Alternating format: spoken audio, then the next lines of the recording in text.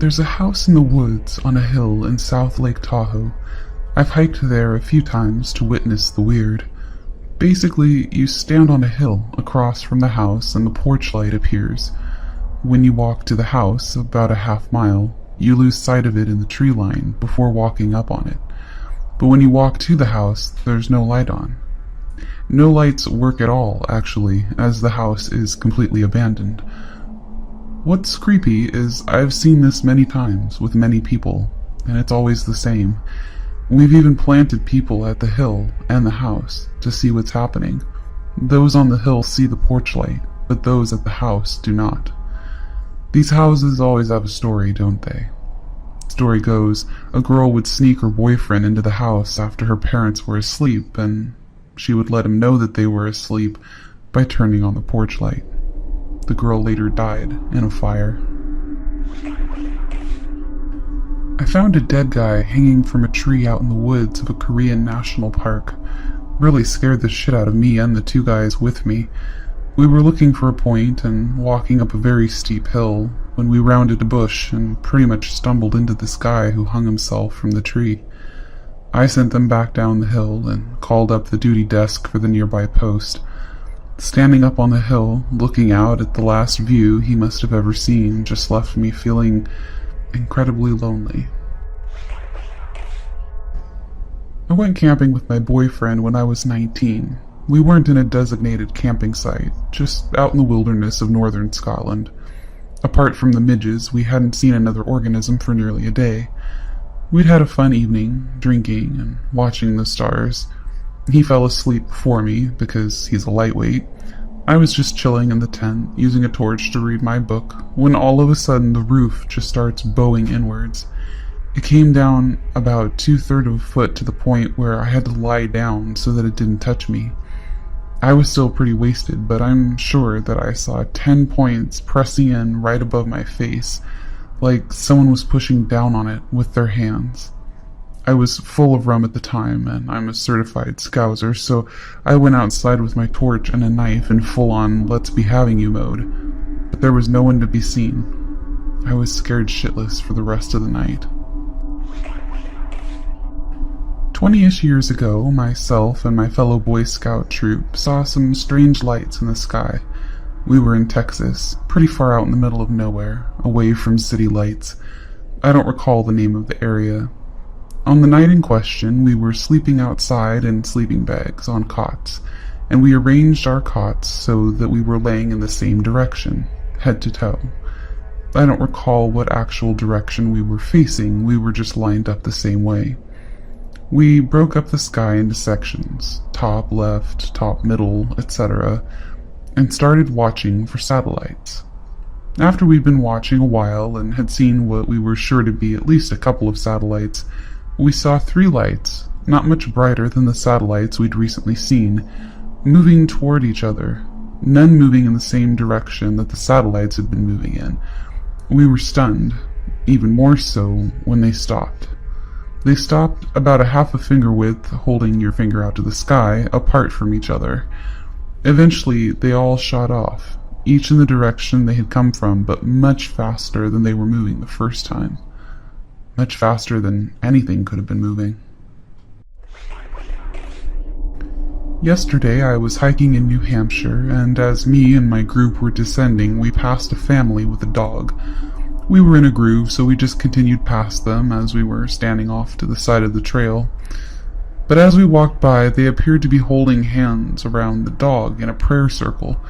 I heard the assuming father say, "Lord Jesus, please do not let this dog kill again." I have no idea what was up with that dog, but we weren't sticking around to find out. I was camping near Nederland, Colorado, and a fellow walked out of the woods with a large knife and a beekeeper hood on. It was near dusk, and he walked between our tents and our fire, where we were, through our campsite, which was dispersed camping, not in a campground, and then back into the woods on the other side. I assumed he was just trying to scare the shit out of people, and he succeeded brilliantly. I'm kinda glad I brought a change of underwear on that trip, and he's lucky that we're not the gun-toting sorts. When I was a kid, we used to camp down by this river, not an official campground. On the way down to it, there was an old school bus, and there was some creepy guy living inside of it. He used to tell us stories of seeing lizard people coming out of the cliff sides in giant bubbles to visit him, and some sort of wild river monster that would eat our toes. In hindsight, he was probably just a disturbed man, but it creeped me the hell out as a kid. It's always the people that are creepy. One day, I was hiking on a mountain near the town I lived in at the time when I ran into a man walking the other way, carrying a couple of bags. I nodded and said hello, as one should do when they pass someone in the woods. He mumbled something and scurried on by. I didn't think much of it. I commented to my girlfriend at the time that he was an asshole. We had a nice hike, summited the mountain, and began to head down. On the way down, two big vans pulled up. Men in full SWAT uniforms and AR-15s in hand popped out. They ran uphill past me, rifles at the ready. Turns out the guy I passed had just robbed one of the town's banks, and the guys who passed us were the SWAT team in charge of picking him up. I was on a short day hike with my then 8-year-old daughter. It was winter, and we were trying to hike a favorite summertime trail. The problem was, while this trail was safe enough in the summer, it had become a narrow and icy path with an almost 90-degree drop down a high cliff. I decided that we would take our time and finish the trail, but take an easier route back. About 3/4 of the way along, a black lab bolts past us, and I had to grab saplings to keep from being knocked over the cliff edge. The dog's owner comes along trying to apologize, but I was too shook up to talk and rudely waved him off, and we continued. A minute later, we hear the guy holler. My daughter and I just laughed and kept walking. We finished our walk and went back to the car. I noticed the lab in the parking lot and cursed him as I drove away. The next day, on my local news, I read about a guy who fell off the cliff and died at the same location as our hike. The report also mentioned the black lab. My daughter will never know that she and I shared a laugh over a man falling to his death.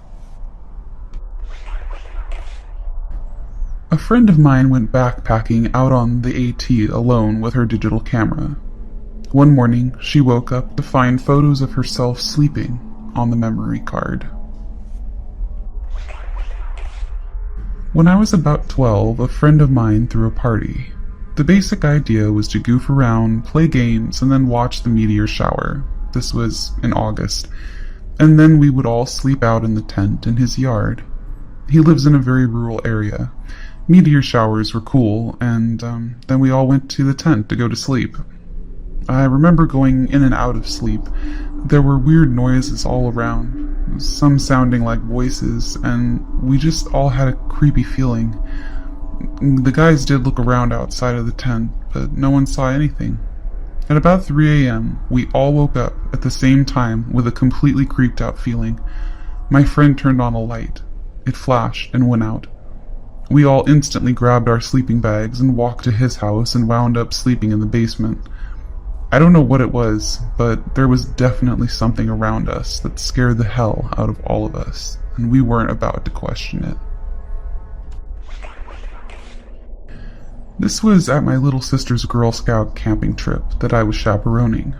No boys allowed, just little girls, their moms, or in this case, their older sisters. So imagine our surprise when this guy just shows up at about 11 p.m. carrying an axe. He wasn't drunk, but he just seemed off. And I mean, he had an axe. I would assume he was going to do some wildernessy thing with it, but he had no other equipment, no other supplies, not even a backpack. Just some dude at nearly midnight in a Girl Scout camp with an axe. We yelled at him to leave, and he stood around for about half an hour. We considered calling the police just because it was weird and shady to have this middle-aged dude with an axe staring intently at an off-limits campsite of 11-year-olds. But then he vanished. It was strange. We told the owner of the campsite, but he never found anything. I heard the creepiest snippet of conversation while deep in the woods once. Hiking up a mountain, a family walks past us. The mother looks at the little girl with a worried face and says, "What bunny with no eyes?" Needless to say, we were pretty creeped out for the rest of the trip. I once had a paranormal experience out on the prairie. I work as a field biologist, and a few summers back I had what I would call my closest experience with the paranormal.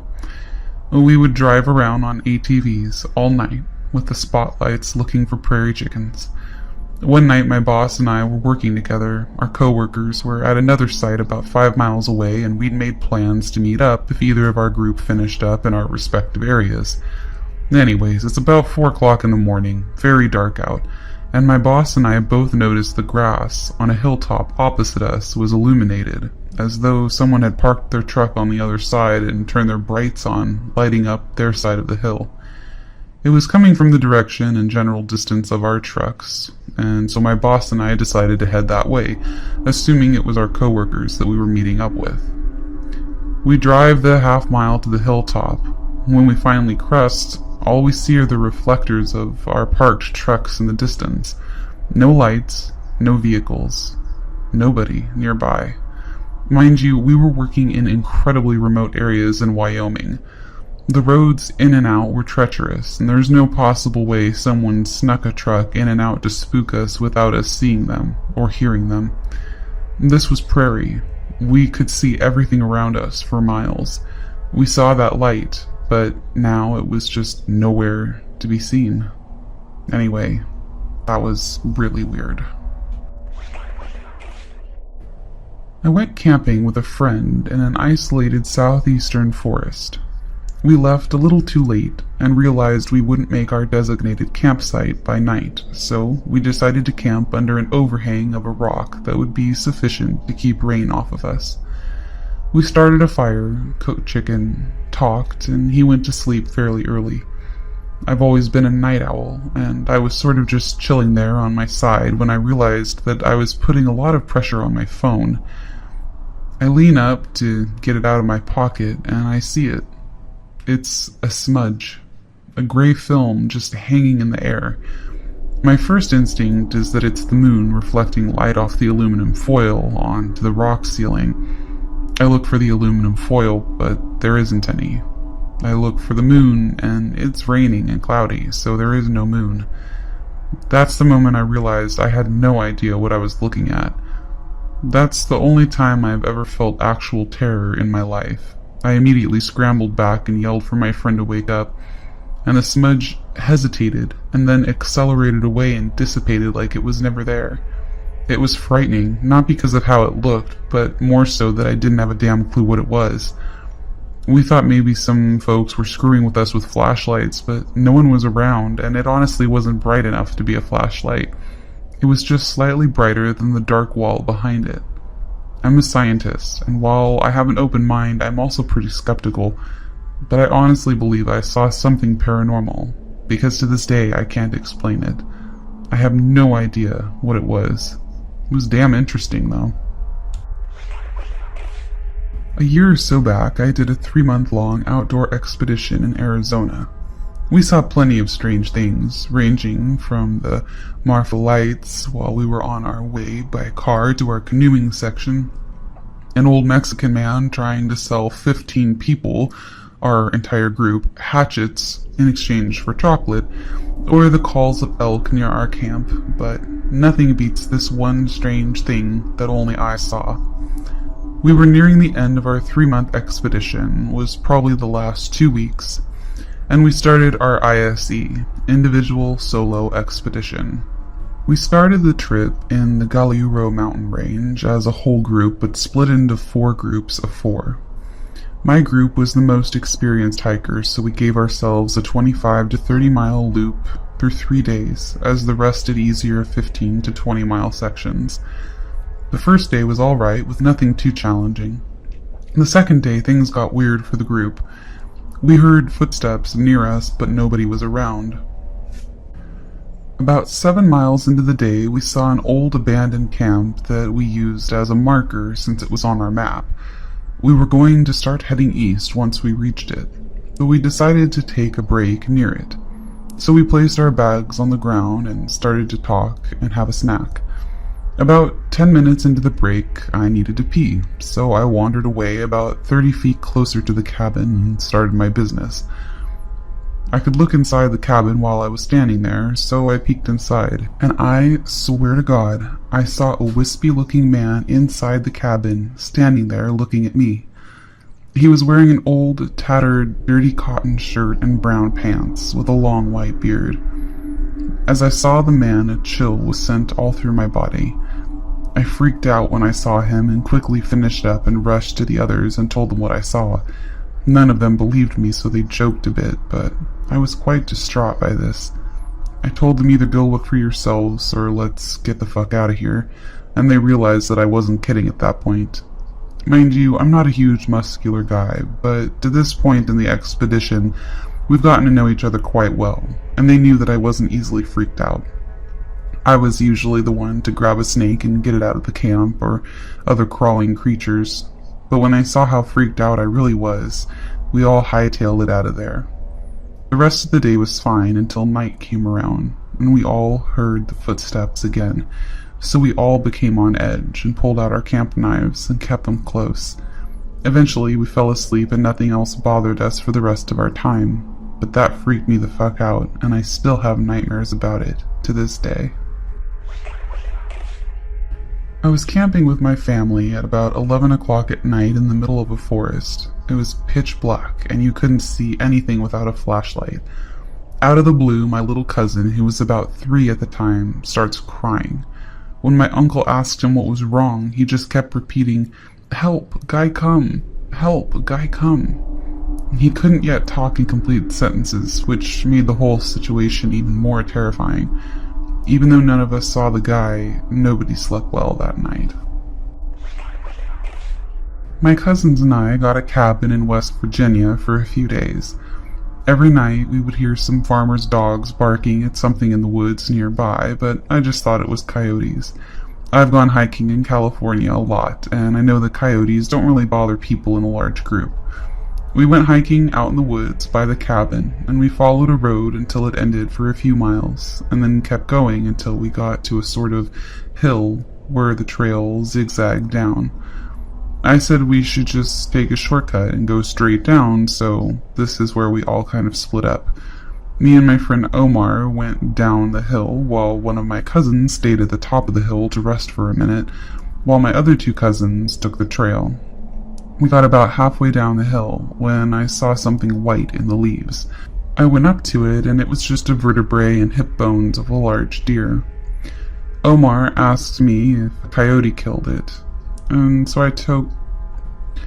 It was just a vertebrae and hip bones of a large deer.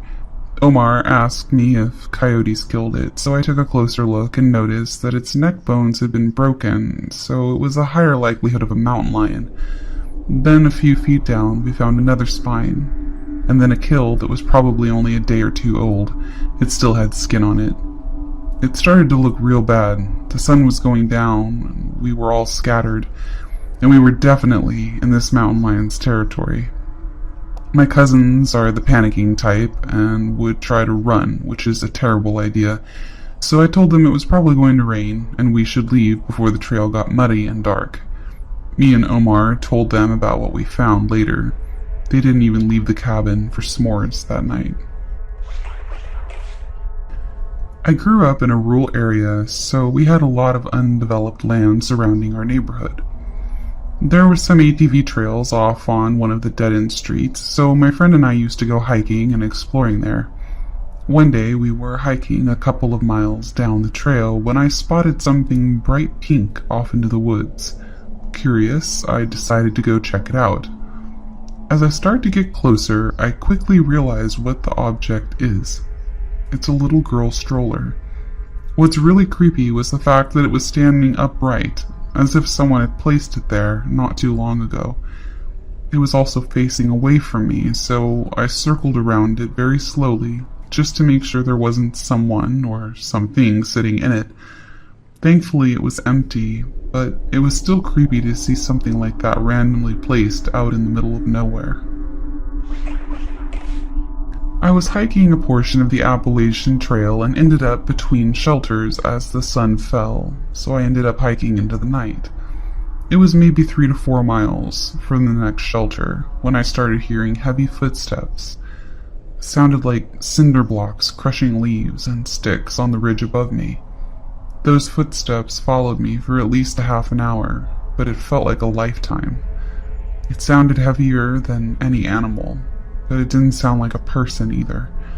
I never saw what it was, and in some ways, I'm glad. I'm not sure that writing this out does the creepiness factor justice, but here goes. Me and a group of friends camp in this really remote area in southern Brazil, not far from the border of Argentina. It's by a small pond with only 4 to 5 families, all small vacation houses that are only sporadically occupied. There is 0 cell phone service in this region. So we spend a day swimming and grilling and whatever, and most are sleeping except for me when I see a flashlight through the trees not too far away, maybe 100 meters. I just watch the flashlight, thinking maybe it's someone going to another camp who just arrived early. I guessed it was around 3 o'clock in the morning. Then the person, a woman, started yelling in a kind of panic tone in a language I didn't understand. Some guachos go out there, and they do speak German, and it sounded like a weird English, so I thought maybe it was German. I woke up my friend, who speaks some. He yelled out something and the person replied again, but my friend didn't understand. He said maybe it was Dutch. So I tried shouting in English, but this time the person didn't respond at all. They pointed their flashlight toward our camp, paused for like 10 seconds, then turned it off, and we could hear them running quite fast across the woods. None of us were able to really go back to sleep. It was just so creepy. The next day we walked around the pond to each camp and asked if anyone heard or knew who the person could be, and nobody had a clue, although some said they heard the yelling and saw the flashlight and thought it was just someone being drunk. This is a really remote area that nobody would ever be there by mistake. To this day, it's probably my biggest WTF moment. I still worry that it was a lost tourist or something who stayed lost in the Brazilian bush. In my experience, the creepiest thing you can see out on the trail is a sketchy person or a drifter. I was on a weekend hike with a friend, and we came across a man standing just off trail, staring at us as we approached. I offered him a greeting. I don't remember exactly what I said, but I got no response.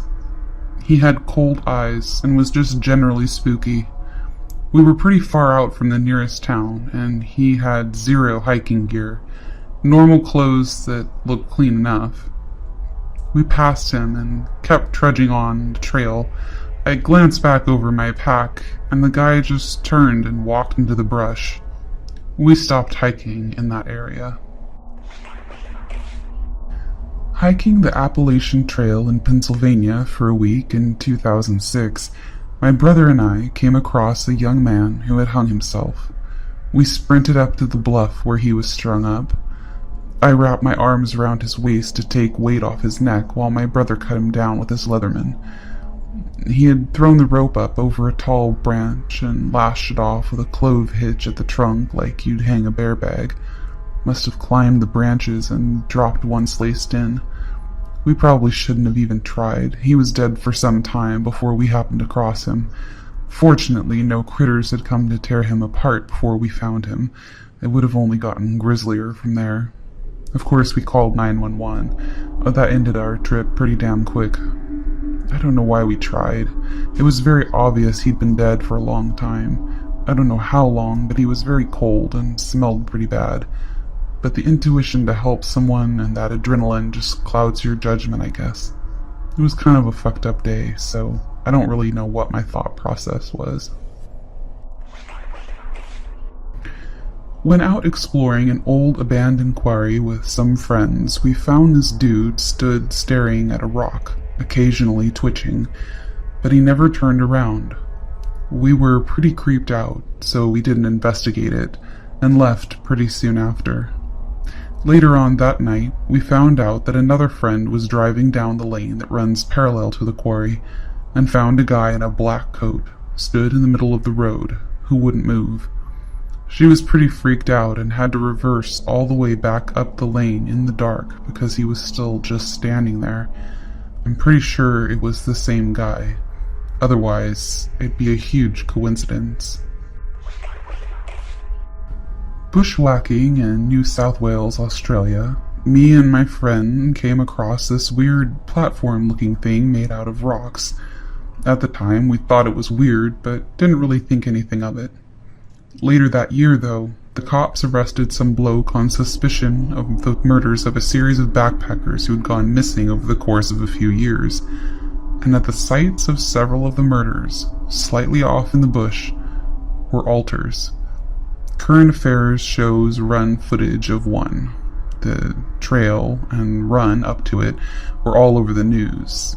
And yeah, that was the thing that we had found. The altars were typically no more than 300 yards from the victims' shallow graves. The guy, who was arrested and subsequently convicted for the murders, is Ivan Milat, Australia's worst serial killer. We were that close to the grave of a serial killer's victim and had no idea. The cops are pretty sure that at least one other person was involved in the murders than the one now in jail for the crime, but they've never been able to prove it. Who knows what kind of danger we were in that day. I took my young children to a cave not far from the house. It's a popular spot, but we had the place to ourselves. You can walk through it in about 30 minutes without too much difficulty. It has a tiny exit at the opposite end. It was pretty muddy, so we decided to turn around and head back to the entrance. Halfway back, there was a lit candle sitting about 8 feet up on one side, and it was definitely not there on the first trip. I went into full-on protective dad mode, knowing there was likely somebody hiding in the dark while we walked the rest of the way out. I work in the outdoor field, and I lead trips regularly. I once led a trip to the top of Mount Stringer in North Carolina. It's a tough climb to get to the top, and it's about 6 miles from the nearest road. I was leading a group of 8 middle school kids, and we had one instructor. We were camping out on the top of the mountain, and it was a beautiful night with a full moon. The kids and the other co-instructor went to bed in their tents. I chose to spend the night in the hammock. I was really into the book I was reading, so I stayed up and read until about 10:30 p.m. I turned my headlamp off to settle in for the night. Everything around me was rather bright from the moon, and from the position I was in, I could see down the trail we had hiked to get to the top. I laid there, enjoying the scenery, and noticed something moving on the trail. Bears are common in the area, so I perked up, but as it got closer, I could tell that it was a person. We were in the middle of nowhere, and there was someone hiking up the trail with no headlamp or any gear. I was just frozen watching this person move closer to our camp. They arrived at the top of the mountain where we were and just stopped. I watched as what appeared to be a man surveyed our camp. I really could only see the outline of him. He stood there for what seemed like a half an hour, but it might have only been 10 minutes. He then turned, sat down under a tree facing our camp, and just stared. He was sitting up in a way that I knew he wasn't trying to sleep. He was just sat there, staring at our camp. I had no idea what to do, so I decided to wait him out. I waited, just staring at the man, while he stared at my camp. This went on until about 3:30 in the morning. Then he stood up, took a moment to survey the camp a few minutes longer, and went back down the trail he had come up on. I, to this day, have no idea what that was all about, but it definitely freaked me out. I was paranoid that we were being followed for the rest of the trip, and could not have been happier when it finally came to an end. My friends and I found a 22-year-old girl, face down in the mud, both legs broken with compound fractures. She had no cell phone, no water, no food, and nothing to keep her warm. Her friend was dead. A little backstory. My two friends and I were hiking in a pretty popular spot in our area. It's a 150-foot waterfall that takes about 45 minutes of uphill hiking to get to. We decided to go bouldering around the bottom of the waterfall.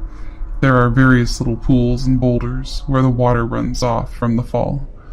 This bouldering trail is not the main trail, and not many hikers ever veer off the main trail. When we found her, obviously we called 911 and gave her any supplies that we had. Eventually, a helicopter showed up and they flew her to the nearest hospital.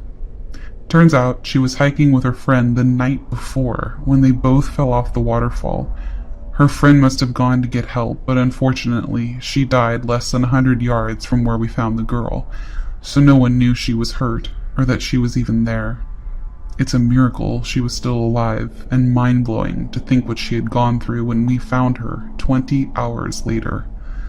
Before we found the hiker, we were climbing rocks in that area and taking pictures. We didn't even know that the poor girl was in the background of our photos until later. I was once canoeing the boundary waters between Minnesota and Canada. These aren't your normal backyard ponds. The boundary waters are thousands of enormous lakes interconnected with each other. Think mini Great Lakes. We had been canoeing and camping along the lakes for about a week at this point. We didn't really have an itinerary, just planned to boat and camp and fish and live off the land for about 2 weeks. We had a GPS and a sat phone to call a helicopter for pickup when we were done. Anyway, about a week in, we were set to canoe a few hours to the next lake. An hour or so in, and we are in the center of an extremely long and narrow lake. Unfortunately, a storm started to blow in, and the waves on the lake swelled to over 2 feet. Too much for our dinky little canoes. We pull off to a random clearing on the shore and set up camp in a rush to avoid being totally thrashed by the rainstorm. We just set up camp and hunkered down for the night. By the next morning it had cleared up. We started walking up the coast of the lake about 200 feet from our camp looking for a good fishing spot. What we actually found was another campsite. However, it was absolutely wrecked. Trash was strewn everywhere. The tent was collapsed and torn. Clothes were on the ground. At first, we were just kind of disgusted, like what assholes did this, or who left their shit out for bear food. The more we looked around, though, the weirder things seemed to be. For one, their garbage was still hoisted into a tree to keep it safe from bears, but the whole bag was ripped open, despite being 30 feet up. Second, literally everything except canoes were still at the campsite. Clothes, packs, food, rope, pans, like a serious set of hiking equipment. Enough for 2 or 3 people. Half of it was trashed and torn open, mostly the packs, tent, and clothes. The other half was totally untouched but thrown on the ground, like somebody had just noped the hell out of there in nothing but their long johns, ditching hundreds of dollars of gear in the process. We waited a couple of hours and eventually called it back to our helicopter crew, but they hadn't been aware of anybody else or gotten any distress calls. We eventually just left everything and moved camp.